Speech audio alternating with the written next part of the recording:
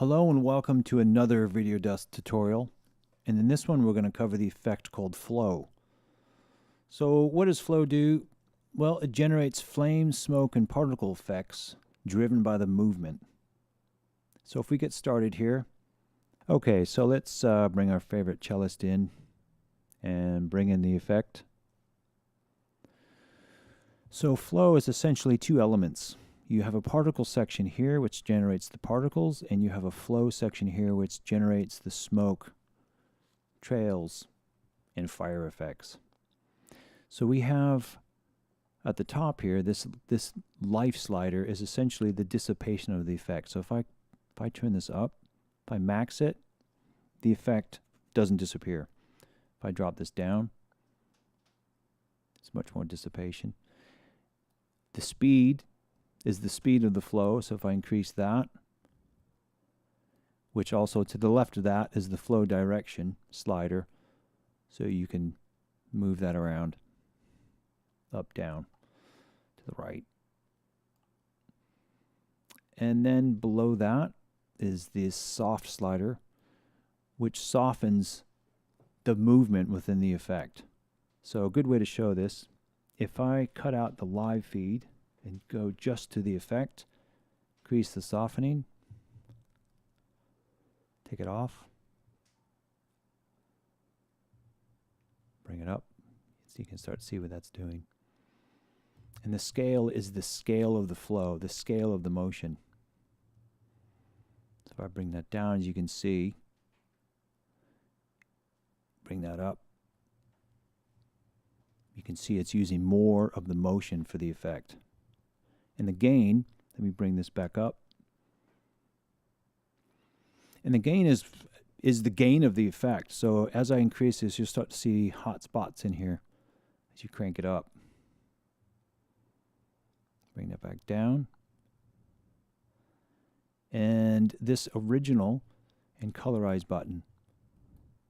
So if I bring this, turn the color on, so we can colorize that. Obviously we have the RGB up, that's why it's white. There's blue, and if you turn this back to original, bring these all the way up to the top, it's using the original color of the input, as you can see here. Now below that we have the particle section, which is controlled essentially by the fader here. You can fade between particles and flow. So if I go all the way to particles, and it's probably easier to see if I bring the clean out here. So there's some elements here. You have a render mode, so we can choose points, and the size of that is governed by the point size here. And then you have the line modes, lines, line strip, line loop. That size is controlled here.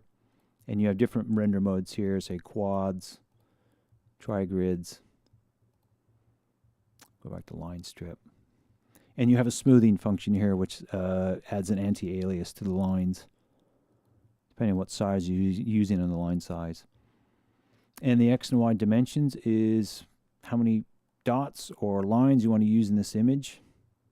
So if I bring that to 8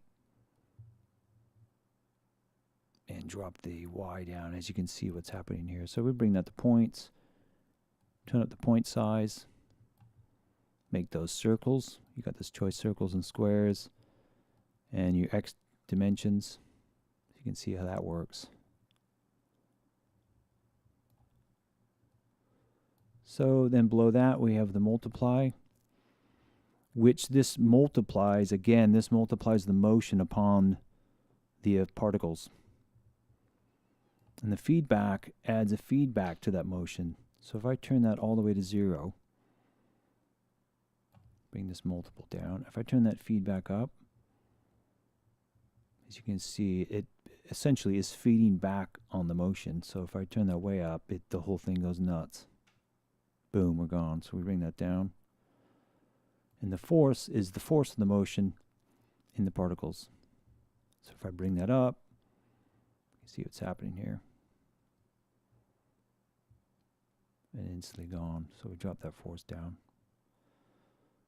Let me refresh this preset, and get back to particles.